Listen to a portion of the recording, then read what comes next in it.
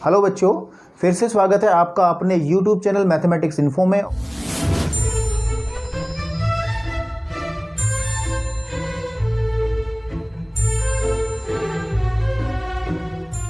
और आज हम आपके सामने जो वीडियो नंबर 6 लेकर के आए हैं और वीडियो नंबर 5 में हमने इसी एक्सरसाइज का जो 3.6 एक्सरसाइज का पहला क्वेश्चन के कुछ पार्ट जो दिए गए हैं उनको करने का तरीका बताया था और इस एक्सरसाइज का ये फाइनल पार्ट है। इसके 3 क्वेश्चन जो कि वर्ड प्रॉब्लम है यानी कि शाब्दिक प्रश्न है जो कि भाषा में लिखे हुए हैं, उन भाषाओं से हम समीकरण बना करके उस समीकरण को हल करके आज दिखाएंगे आपको और ये चैप्टर जो है समाप्त करेंगे। चलिए आज का जो काम है हम लोग क्या करते हैं, एक्सरसाइज प्रश्नावली जो आपके पास 3.6 है उसके दूसरे सवाल के पे जाते हैं। सामने क्वेश्चन लिखा है, क्वेश्चन है दूसरे नंबर का प्रश्नावली 6.3 का। क्या कह रहा है वो क्वेश्चन से पहले इस लैंग्वेज से हम इससे पूछताछ करके जो है 2 रैखिक समीकरण बनाएंगे और उनको फिर किसी भी विधि से हल करके आपका आंसर मिलेगा। सबसे पहले देखिए क्या कह रहा है कि ऋतु कोई लड़की है, ऋतु धारा के अनुकूल, प्रतिकूल, अनुकूल, ये 2 शब्द आपके सामने आए, इनको मैं अच्छे से समझाऊंगा, इस लैंग्वेज को अच्छे से आपको समझाऊंगा इसमें कहा क्या गया है। ठीक है, तो अभी सिर्फ समझ लें, क्वेश्चन को पढ़ के देख लें कि क्या है। विद्युत धारा के अनुकूल 2 घंटे में 20 किलोमीटर तैर सकती है। ऋतु जो है 2 घंटे में धारा के अनुकूल 20 किलोमीटर तैर सकती है। तो धारा के अनुकूल 2 घंटे में कितने किलोमीटर तैर सकती है आपके पास में? 20 किलोमीटर। इसके लिए समझने के लिए आप एक चीज़ देखें, मान लिया अगर हमारे पास में कोई नदी है, ये मान लीजिए हमारे पास ये क्या है, नदी है, ध्यान से देखिएगा। ठीक है, और इसकी बहने की जो दिशा है बेटा वो ये है, इस तरफ बह रही है नदी। बात समझ में आ रही?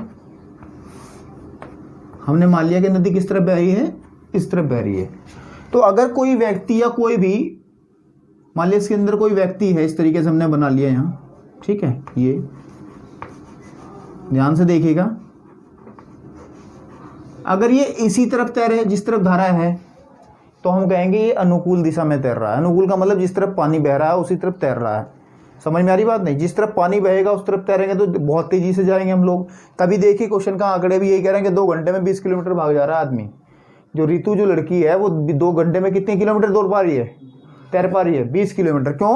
क्योंकि वो जो है धारा के अनुकूल, अनुकूल मतलब उसी दिशा में, जिस दिशा में पानी आ रहा है उसी दिशा में वो तैर रही है, तो ईजी पड़ेगा तैरना आपके पास में। और प्रतिकूल का मतलब क्या होता है मैं आपको बता दूं, जैसे धारा है तो इस तरफ है, धारा का मतलब पानी का बहाव जो है इस तरफ है आपके पास में, बिल्कुल ठीक बात है। लेकिन कोई व्यक्ति जो है जो पानी में गिरा हुआ है, ठीक है, इस तरीके से, अगर वो किस तरफ तैरे, इस तरफ तैरने का प्रयास करे तो उसे कहते हैं धारा के प्रतिकूल। ठीक है, नहीं, उसे क्या कहते हैं? धारा के प्रतिकूल, उल्टा तैर रहा है। तो बेटा ये जो सिस्टम है यानी कि धारा, पानी का जो बहाव है बेटा ये हमारे इधर की तरफ है और ये आदमी जो है किस तरफ तैरने की कोशिश कर रहा है? विपरीत। तो इसको कहते हैं प्रतिकूल। इसको क्या कहते हैं बेटा? प्रतिकूल। ये है किसका? प्रतिकूल, प्रतिकूल। और ये वाली जो सिस्टम है ये किसके लिए है?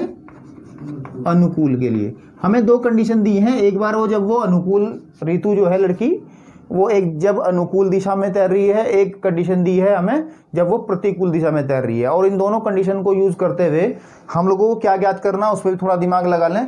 स्थिर जल में तैरने की चाल, स्थिर जल में किसकी चाल? ऋतु कितनी चाल से तैर रही है उससे वो निकालना है। साथ ही साथ हमें बेटे धारा की चाल, धारा मतलब पानी का बहाव कितनी स्पीड से, कितनी चाल से चल रहा है। तो जो चीज़ ज्ञात करनी होती सबसे पहले उसे ही मान लें हम यहाँ पे। देखिए हल करते हैं क्वेश्चन को, ध्यान से देखिएगा। माना स्थिर जल में लेते जो चीज़ हमें निकालनी, माना स्थिर जल में ऋतु की जो चाल है, ऋतु की चाल को हम क्या मान लेते हैं बेटा?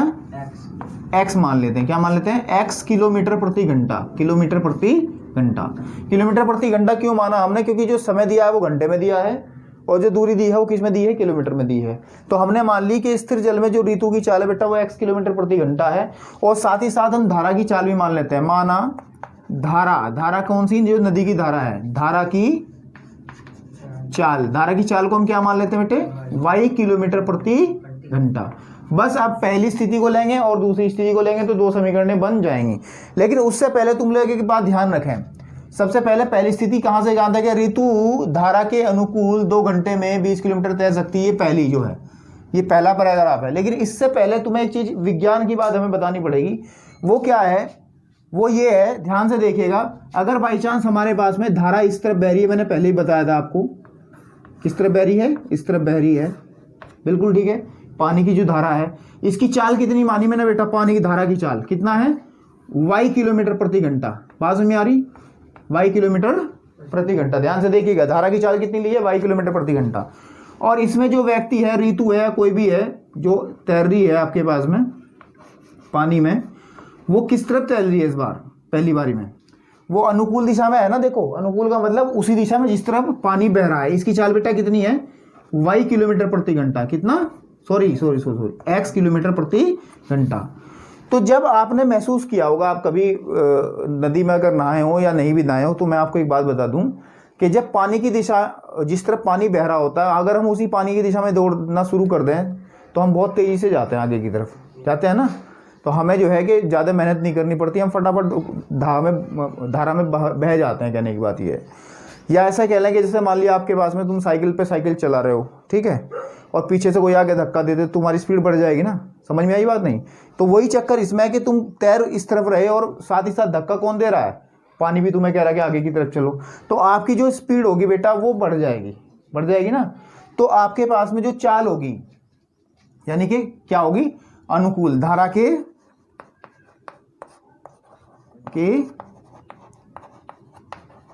अनुकूल ऋतु की जो चाल होगी, ऋतु की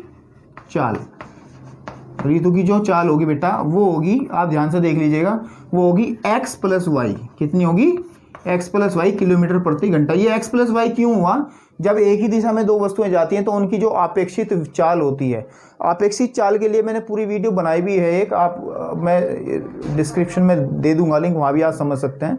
इतना बड़ा वैसे टॉपिक नहीं है, मैं अपेक्षित चाल को यहीं समझा भी सकता हूँ कि अगर दो वस्तुएं एक ही दिशा में आपके पास में जा रही हो तो उनकी जो नेट चाल निकालनी हो, टोटल चाल उसकी कितनी होगी। तो दोनों अगर एक ही दिशा में है तो दोनों को जोड़ देते हैं, और अगर दोनों विपरीत दिशा में हो दोनों को घटा देते हैं। समझ में आई, अभी घटाने वाला भी सीन आएगा। तो हमारे पास में धारा के अनुकूल ऋतु की चाल बनेगी x प्लस के वाई किलोमीटर प्रति घंटा। अब बेटा हमारे पास एक सूत्र होता था, किसके होता था, कि चाल बराबर किसके होता था, दूरी बटा समय। ये बचपन से पढ़ते आ रहे होंगे आप, भाई इसी का इस्तेमाल करना है आपको। चाल कितनी है बेटा हमारे पास में, इसकी चाल कितनी है इस केस में, x प्लस वाई है ना। तो x प्लस वाई बराबर दूरी कितनी तय कर रहा है पहले केस में, वो 20 किलोमीटर बेटा, कितना, 20 किलोमीटर। समय कितना ले रहा, 2 घंटे। तो उसे काटेंगे 10 बारी, तो हमारे पास एक समीकरण बन के आ जाएगी बेटा कि x प्लस के वाई इज इक्वल टू 10। ये हमारा क्या आ गया, पहला समीकरण आ गया, जिसको हम हल करेंगे बाद में। बात समझ में आ रही, x प्लस वाई बराबर 10। बेटा अब हम दूसरी कंडीशन की बात करें, धारा के प्रतिकूल वाली जो बात कही गई है उसमें। अब जब धारा के प्रतिकूल की बात होगी, बाई चांस धारा इस तरफ है, धारा की चाल हमने क्या मानी थी, y किलोमीटर प्रति घंटा, अभी जो मानी थी नहीं। और जो तैरने की जो चाल थी, जो आदमी जो तैर रहा था वो इस तरीके से, उसकी क्या चाल मान ली थी हमने, ऋतु जो तैर रही थी, x किलोमीटर प्रति घंटा। समझ में आ रही बात नहीं? तो अब क्या किया जाएगा, इसकी जो नेट चाल होगी वो क्या होगी, देखिए यहां लिखा जाएगा धारा के प्रतिकूल, धारा के प्रतिकूल ऋतु की चाल कितनी होगी बेटा, x minus Y. x minus Y क्यों होगी, क्योंकि वो तो एक दूसरे की विपरीत दिशा में जा रहे हैं। अब बात करते हैं फिर वही चाल बराबर किसके होता है, दूरी बटा समय। बात करते हैं चाल बराबर दूरी बटा समय की। चाल इसकी कितनी है बेटा हमारे पास, x minus Y is equal to दूरी कितनी तय करी दूसरे केस में, 4 किलोमीटर। समय कितना लिया, 2 ही घंटे लिए है ना, 2 दूनी 4। तो बेटे हमारे पास x माइनस वाई बराबर किसके आ जाएगा, 2 के। तो ये समीकरण कौन सी बन गई हमारी, 2। तो हमने दोनों समीकरण अभी बनाई हैं, तो ऊपर कर देते हैं एलिन को, देखिएगा ध्यान से। चलिए जो पहली समीकरण अभी हमने बनाई थी वो बनाई थी, पहली जो समीकरण बनाई थी वो बनाई थी x plus Y equal to 10, यही तो। और बेटा दूसरी समीकरण बनी है x minus Y equal to 2। ये समीकरण बन गई आपके पास में 2। आप इसे किसी भी मेथड से हल कर सकते हो, ठीक है। विलोपन लगाओ या प्रतिस्थापन लगाओ, ब्रजगुणन लगाओ, ग्राफी लगाओ, तो विलोपन में आसान पड़ जाएगा ये, विलोपन में ठीक है, बिल्कुल सिंपल है।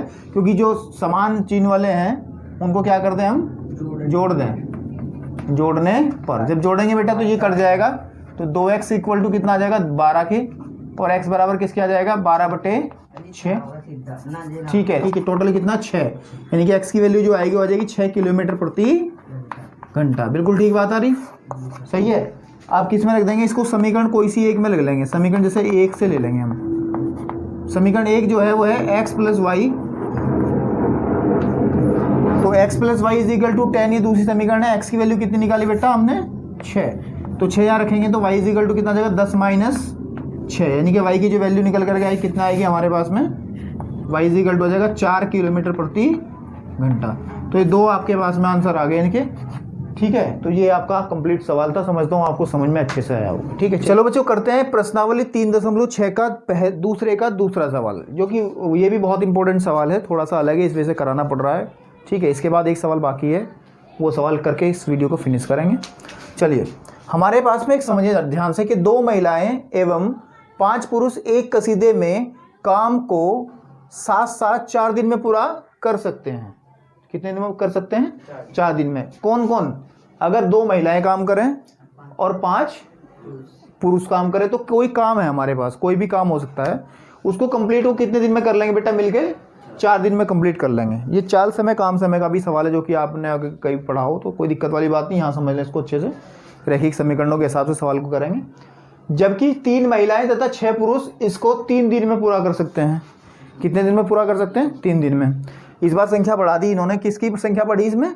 जबकि 3 महिलाएं, यानी कि महिला भी एक महिला बढ़ा दी और एक पुरुष बढ़ा दिया, तो समय भी फिर कम लगेगा, तो यानी कि 3 दिन में कंप्लीट हो रहा है। तो कह रहा है कि ज्ञात कीजिए कि इसी कार्य को करने के लिए अकेली महिला कितना समय लेगी। अगर हम सबको हटा दें, केवल एक महिला को लगा दें उस काम पे, तो कितना टाइम लेगी। और एक चीज़ और कि अकेला पुरुष कितना समय लेगा। तो बहुत आसान सवाल है, सिर्फ लैंग्वेज थोड़ी सी कठिन आपको नजर आ रही होगी, बाकी आसान सवाल बहुत ज़्यादा है। तो सबसे पहले हम मान लेते हैं, इसी जो हमें निकालना है उसी को मान लेते हैं, अकेली महिला, ठीक है नहीं, कितना समय लेगी। यानी यहाँ लिख दीजिए, हल करते हैं, ध्यान से देखिए जरा। एक महिला, माना, सही कह रहे हो आप, माना एक महिला द्वारा काम करने में लगा समय, काम करने में लगा, यहाँ लिख लेते हैं नीचे समय। हमने बेटा ले लिया x दिन, क्योंकि समय तो निकालना तो दिन में आएगा, तो x दिन लिख लो आप चाहे तो। x दिन में वो कंप्लीट कर देगी। हमने कहा कि अकेली जो है वो महिला कितने दिन में कंप्लीट कर देगी? x दिन में। इसी तरीके से साथ में लिख लेंगे, माना एक पुरुष, ठीक है नहीं, द्वारा काम करने में लगा समय हमने मान लिया बेटा कितना? y दिन। ये ध्यान से देख लीजिए, हमने सिर्फ अभी तक माना है कि एक महिला तो कर देती है x दिन में और एक पुरुष कर देता है y दिन में। ठीक है, अब इस तरीके के क्वेश्चंस को आपने अगर पहले किया हो तब भी आपने एक बात देखी हो, अगर नहीं भी किया तो अब देख लीजिए। काम समय, ये काम वाले जो सवाल होते हैं ना, तो हम ये कोशिश करते हैं कि काम जब भी इस तरीके के सवाल हल करने हों तो हम 1 दिन की बात करें। किसकी दिन की बात करें? 1 दिन की। ज़्यादा लंबा ना जाएं, कि अगर आप एक दिन का ही आंकड़ा लें, एक दिन के आंकड़ों से ही सवाल को करने में आसानी रहती है। जैसे हमने अभी लिखा है आपके सामने कि एक महिला जो है किसी काम को कितने दिन में कर रही है? x दिन में कर रही। तो 1 दिन में कितना? 1 दिन में महिला द्वारा किया कार्य, तो महिला 1 दिन में कितना काम करेगी? अब इस सेंटेंस को समझ लेना बहुत जरूरी है। वो कह रहा है कि एक महिला जो है x दिन में एक काम कर रही, ठीक है ना। आपके पास में मैं कहूं कि मैं किसी काम को जो है 5 दिन में पूरा कर रहा, कितने दिन में पूरा कर रहा? तो अगर मैं कहूं कि मैं 1 दिन में कितना काम करूंगा, तो कैसे निकलेगा? 1/5 करना होगा ना। उस काम को, जो एक काम है हमारे पास, उसको भाग किससे करना पड़ेगा? जितने दिनों की संख्या है। समझ में आ रही नहीं आ रही? मैं ऐसे बात, तो वही काम ये है कि महिला 1 दिन में कितना काम करेगी? 1/x आपके पास में। इसी तरीके से 1 दिन में पुरुष कितना काम करेगा? 1 दिन का काम जो है बेटा वो हो जाएगा 1/y।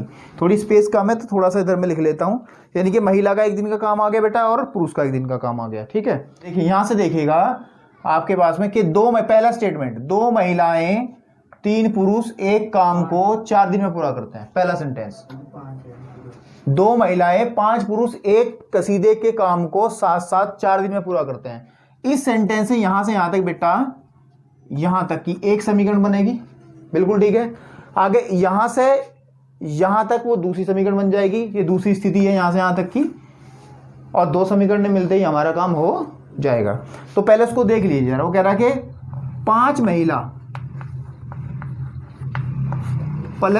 2 महिला प्लस 5 पुरुष, यही तो है।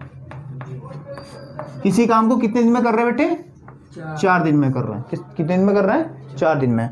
तो लेकिन अगर हम एक एक दिन की बात करें, तो हम कैसे करेंगे इसको? ये चीज ध्यान से समझना बेटा। ये वाली चीज अगर समझ में आ गई तो काम खत्म हो जाएगा। 2 महिला एक दिन में कितना काम करती है? एक महिला, तो 2 गुणा x आ जाएगा महिला की जगह हमने, प्लस ऐसे ही 5 गुणे पुरुष कितना करता है बेटा? 1/y बराबर, ये काम है, बस सिर्फ आपको यहां से समझना है। बराबर 4 नहीं आएगा। जब आप एक एक दिन के लिए काम ले रहे हो, समझ में आई नहीं आई बात? अब ध्यान से देखना जो मैं आपको सेंटेंस समझाने जा रहा हूं, क्योंकि हमने क्या कहा है कि एक दिन में महिला इतना काम कर रही, एक एक दिन की बात कर रहे हैं ना हम लोग। किसकी बात कर रहे हैं? एक एक दिन की। लेकिन हम इकट्ठे 4 दिन की बात थोड़ा ही कर लेंगे यहाँ पे। तो इसमें भी देखा जाए कि दोनों 2 महिला और 5 पुरुष एक दिन में इतना काम करेंगे, 2 महिला 5 पुरुष एक दिन में इतना काम करेंगे। और टोटल काम कितने दिन में पूरा हो रहा था? 4 दिन में। तो यानी कि एक दिन में कितना काम होगा बेटा? 1/4। ये चीज समझने वाली है। यहां से इसके बाद ये 1/4 क्यों आया? ये इस वजह से आया क्योंकि हमने जो आंकड़ा लिया है बेटा, एक महिला का भी एक दिन का लिया है और पुरुष का भी एक दिन का लिया है। यानी कि हम सिर्फ जो काम देख रहे हैं वो एक दिन में कितना हो रहा है वो देख रहे हैं। टोटल हमारा काम जो था वो 4 दिन में कंप्लीट हो रहा था, ठीक है। तो एक दिन में कितना काम होगा हमारे पास में? 1/4 होगा। तो हम इसको 1/4 लेंगे। यहाँ इसी चीज को समझने की आवश्यकता है बस। उसके बाद कुछ इसमें सवाल में ज़्यादा कुछ खास बाकी नहीं है। उसके बाद आसानी से जो है आप इस सवाल को कर सकते हो। जैसे ये आ जाएगा 2/x बेटा प्लस 5/y इजिकल टू कितना आ जाएगा? 1/4। ये समीकरण बेटे कौन सी बन गई? पहली समीकरण बन गई है आपके पास में। अब कंडीशन दूसरी चलते हैं यहां से आगे। जबकि 3 महिलाएं प्लस 6 पुरुष कितने दिन में कर रहे काम को? कहाँ गया इसका दिन? 3 दिन में कर रहा है। ये वाला लिखा है यहाँ पे, है ना? तो 3 दिन में कर रहे हैं। तो वही 3/x प्लस 6/y बराबर 1/3 बराबर। ये ध्यान रखना 1/3 क्यों आ रहा है, मैं फिर भी बता रहा हूं आपको, क्योंकि ये जो आंकड़े लिए गए हैं ये एक एक दिन का काम है कि 3 महिलाएं 6 पुरुष एक दिन में कितना काम करेंगी। तो यहाँ भी तो एक ही दिन का देखा जाएगा। टोटल काम 3 दिन में हो रहा था, तो उसको एक दिन में देखने के लिए हम उसे किससे डिवाइड करेंगे? 1/3 उसको हम कर देंगे, ठीक है। तो ये हमारे पास बेटे समीकरण नंबर आ गए 2। अब इस समीकरण को मैं हल नहीं करूंगा तुम्हारे सामने, क्योंकि मेरी जो वीडियो नंबर 5 थी बेटा उसमें मैंने इसी टाइप के सवाल कराए थे बहुत सारे। 1/x 1/y को आप u मान लेते थे, v मान लेते थे और दोनों समीकरणों को हल कर लेते थे। इस तरीके के सवाल को किस तरीके से हल किया जाता है उसके लिए आप जाएं वीडियो नंबर 5 को देखें, आराम से सारी चीजें आपको समझ में आ जाएंगी। क्वेश्चन नंबर 2 का सेकंड पार्ट आपके सामने फिर से लिखा हुआ है, उसको आज कंप्लीट करते हैं और ये एक्सरसाइज का जो है लास्ट सवाल होगा। चलिए पढ़ते हैं क्या क्वेश्चन में कहा गया है, उसे इक्वेशन बना करके सॉल्व करते हैं, ठीक है। रूही कोई लड़की है हमारे पास में, 300 किलोमीटर दूरी पर स्थित अपने घर जाने के लिए कुछ दूरी रेलगाड़ी तथा कुछ दूरी बस से तय करती है। समझ में आ रही बात? चलो ठीक है, आगे बढ़ो। वह 60 किलोमीटर रेलगाड़ी द्वारा तय तथा शेष बस से यात्रा करती है तो उसको 4 घंटे लगते हैं। कितने घंटे लगते हैं? 4 घंटे। बिल्कुल ठीक बात है, समझ में आ रही है अच्छे से, कोई बात नहीं। वह 100 किलोमीटर रेलगाड़ी से तथा शेष यात्रा बस से करे तो उसको 10 मिनट अधिक लगते हैं। तो हमें रेलगाड़ी की चाल और बस की चाल हमें फाइंड आउट करके दिखानी है। इसको लैंग्वेज से बिल्कुल डरने की कोई आवश्यकता नहीं है, सवाल बहुत आसान है। अगर आपको गणित के बेसिक चीज़ें पता है तो आप इस सवाल को आसानी से हल कर देंगे।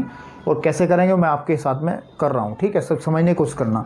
सबसे पहले आप जो चीज़ पूछी गई उसी को मान लीजिए। माना, हल यहाँ करते हैं, माना रेलगाड़ी की चाल मान लें। रेलगाड़ी की क्या माने बेटा बताओ?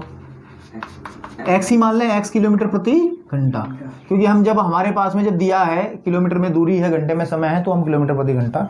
और साथ ही साथ हम किसकी चाल मान लें? बस की चाल। कितनी मान लें हम बेटा? y किलोमीटर प्रति घंटा। बिल्कुल ठीक है। अब सवाल की सेंस को समझो जरा, यहाँ से देखो, थोड़ा डायग्राम से समझाते हैं आपको, डायग्राम से समझाते हैं।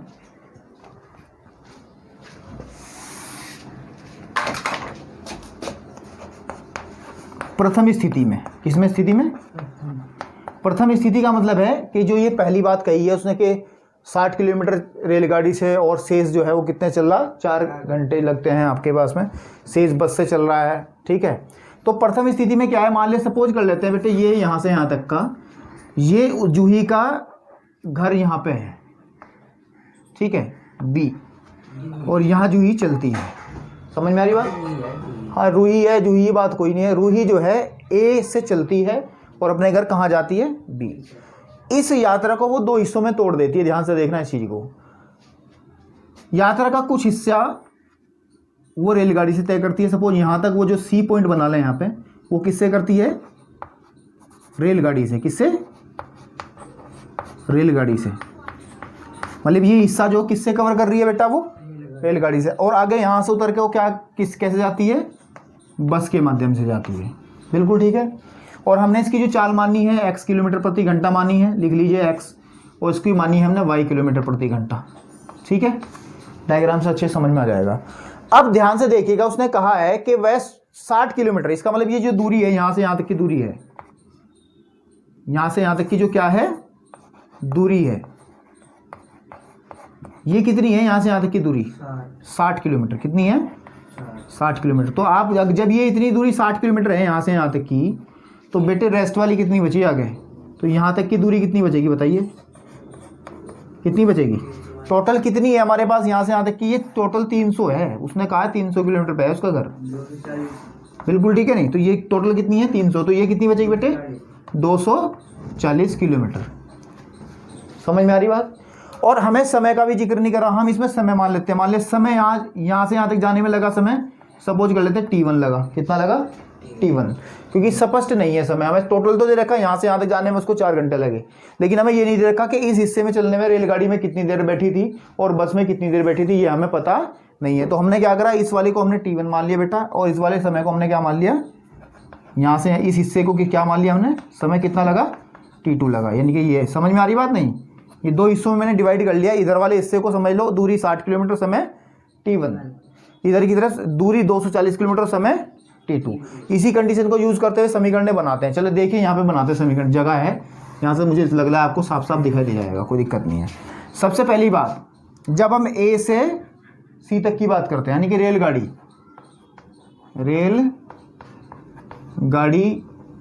के लिए चलिए क्या होता है बेटा, हमारे पास में चाल बराबर दूरी बटा समय होता है। चाल बराबर किसके होता है, दूरी बटा समय। तो बेटा एक काम कर लो, यहां से समय निकाल लो आप, क्योंकि हमें समय ही दिया गया है। तो समय बराबर किसके होगा बताइए, समय बराबर मैं बता देता हूं आपको, समय बराबर हो जाएगा, ठीक है नहीं, समय बराबर दूरी बटा चाल, दूरी बटे चाल, ये फॉर्मूला बनेगा। अब इस कंसेप्ट का यूज करो बेटा। तो समय कितना दे रहा है वो, T1, पहले हिस्से में T1 बराबर किसके हो जाएगा बताइए, दूरी कितनी है 60 किलोमीटर, 60 बटे चाल कितनी से चल रहा था वो, इस दौरान कितनी चाल से चल रहा था वो, x से, हमने माना है रेलगाड़ी की चाल x है, तो हम लिखेंगे इसमें x। बिल्कुल ठीक बात है। इसको इतना ही छोड़ देंगे यहाँ पे समीकरण, इसको अभी 1 बना करके आप छोड़ देंगे। आप कहोगे सर जी बहुत खराब सी समीकरण बनी, अभी समीकरण सही रूप से बनी नहीं है, अभी बनाते हैं। अब बात करते हैं बस वाली बात, बस के लिए, किसके लिए, बस के लिए। बस के लिए भी यही काम करो, समय कितना ले रहा है वो T2 है ना, वही जैसे इसमें लिया, T2 बराबर दूरी कितनी तय कर रहा है वो 240, और बेटे चाल कितनी है उसकी y। बात आपको समझ में नहीं है भाई, इसको आप कह लो 2। क्लियर है? यहां देख लेंगे इसके बाद, इस वाले हिस्से में दिख रहा है ना साहब साहब, ठीक है, इस वाले हिस्से में तो दिख रहा होगा ना। तो अब आप मुझे बताइए प्रश्नानुसार, अकॉर्डिंग टू क्वेश्चन ATQ, मतलब अकॉर्डिंग टू क्वेश्चन, हमारे पास T1 प्लस T2 किसके बराबर होगा, ये बताइए आप। यहां से यहां तक जाने में और यहां से यहां तक जाने में कुल समय कितना बता रहा है वो, 4 घंटे। तो T1 प्लस T2 बराबर कितना हो जाएगा बेटे 4, किसके 4। तो T1 का मान रख दो उठा के समीकरण से, कितना आ जाएगा 60/x प्लस 240/y बराबर किसके आ जाएगा बेटे 4 के। अब बनी समीकरण हमारी। अब एक काम कर लो, चाहे तो 4 से पूरी इक्वेशन को डिवाइड कर लो तो कितना आ जाएगा, 4 से भाग करेंगे 15 चौक के 60, 15/x प्लस 6 चौक 24, 60/y बराबर 1। ये बनी हमारी थर्ड समीकरण जो हमारे काम की है। समझ में आई, 15/x प्लस के 60/y इक्वल टू 1। तो ये पहली समीकरण बनी। अब इसी तरीके से दूसरी कंडीशन लेगा, हम दूसरी समीकरण बनाएंगे और जो है दोनों समीकरणों को हल करके आंसर पाएंगे। ठीक है, सेकंड कंडीशन में हम बात करते हैं पहली स्थिति को लेकर के, हमने पहली समीकरण बनाई है, दूसरी को भी लेकर के मान लिया वो ए से बी तक चल रही है हमारे पास। कौन, रूही, कहाँ से कहाँ तक जा रही है, बी तक। ठीक है, टोटल दूरी आपको कितनी तय करनी पड़ रही है, उसको दे ही रखा 300 किलोमीटर उसका घर है। आधे हिस्से तक वो कैसे चल रही है, रेलगाड़ी से, जिसकी चाल x किलोमीटर प्रति घंटा हमने मान ली थी। और बाकी हिस्सा वो किससे चेक कर रही है, बस से, जिसमें उसकी चाल हमने y किलोमीटर प्रति घंटा भी मानी थी। ठीक है, आपके पास में समझ में आ रही बात। तो आप फिर पढ़ते हैं, यदि वह 100 किलोमीटर रेलगाड़ी से निकले, इस बार वो कहाँ जा रही है, सपोज यहाँ तक उसने कितनी दूरी तय करी, c दूरी पहले हिस्से में कितनी तय कर रही है वो 100 किलोमीटर, कितनी 100 किलोमीटर। बेटा समझ में आ रही। तो उसको समय कितना ले लें, समय आप इस बार क्योंकि T1 T2 पहले यूज कर लिए थे हमने, 10 मिनट T1 T2 ही मान लो, चलो कोई बात नहीं, T1 डैश मान लो आप यहाँ, या फिर आपके पास में। ठीक है, अभी रुक जा। और बाकी बची हुई दूरी कितनी हो जाएगी हमारे पास में, 200 किलोमीटर। और बेटे समय क्या मान लें हम इसमें आप a घंटे मान लो, सपोज a मान लिया और ये हमने मान लिया b घंटे। ठीक है, b घंटे। ठीक है, अब आप कहोगे कि सर जी समय तो दिया है, वो समय बेटे टोटल का दिया है कि यहाँ से यहाँ तक का समय दिया है, वो ना तो अलग से रेलगाड़ी का समय दिया, ना अलग से बस का समय दिया। अब वही काम करेंगे हम, सबसे पहले रेलगाड़ी के लिए बात करेंगे कि समय बराबर किसकी होता है, हमने बताया था अभी थोड़ी देर पहले, दूरी बटा चाल, है ना। तो बेटा जब दूरी बटा चाल पहले ही हिस्से की बात करेंगे तो a बराबर किसके आ जाएगा हमारे पास में, दूरी बटा चाल। बिल्कुल ठीक बात है। चलिए, हाँ, इसको समीकरण नंबर 3 तो पहले आ चुके, 4 मान लो इसको। ठीक है, आपके पास में, लेकिन मेन जो काम की हमारे कौन सी है, थर्ड वाली होगी, और अभी जो बाद की जो निकल करके आएगी वही, जो x और y में जो समीकरण होगी वही हमारे काम की रहेगी। ठीक है, इसी तरीके से आप क्या करें, यहाँ लिख लीजिए b बराबर किसके आ जाएगा 200/y। ये समीकरण बन गई 5। इन दोनों को अगर हम जोड़ दें तो टोटल जो टाइम है a प्लस बी, यानी कि a से b तक जाने में दूसरी स्थिति में क्या कह रहा है वो, तो 10 मिनट अधिक। ये सब ध्यान से देखिएगा, अधिक का मतलब पहले 4 घंटे लग रहे थे तो अब लगेंगे 4 घंटे 10 मिनट। कितना लगेंगे, 4 घंटे। तो 4 घंटे 10 मिनट, इसमें गलती कर देते हैं बच्चे, तो 4 घंटे 10 मिनट कितना आपके पास में, समझ में आ रही बात।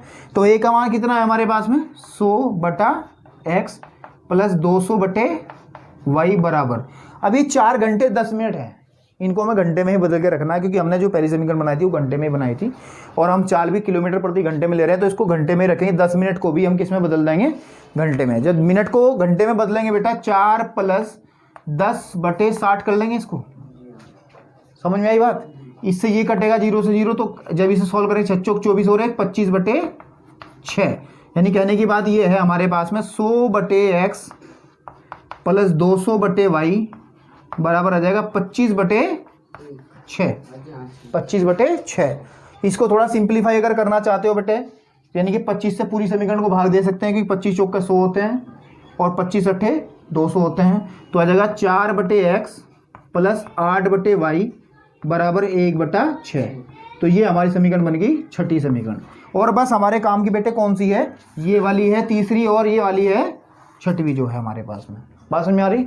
तो इस तरीके से इन दोनों समीकरणों को आप कैसे हल करोगे, एक्सरसाइज, इसी एक्सरसाइज के जो हमारा पहले क्वेश्चन के जो हमारे पार्ट से मैंने कराए थे उस तरीके से आप इसको हल करोगे। 1/x को u मान लोगे, 1/y को आप v मान लोगे, समीकरण को परिवर्तित करके आप आसानी से इसको कर सकते हो। मैं समझता हूँ आज के तीनों क्वेश्चन आपको अच्छे से समझ में आए होंगे, और इसी तरीके से जो है क्वेश्चंस को की टेक्निक्स को समझने के लिए हमारे साथ जुड़ें, और अगर कोई आपको डाउट या किसी भी तरीके की परेशानी है तो कमेंट बॉक्स में ज़रूर बताएं। आज के लिए इतना ही, धन्यवाद।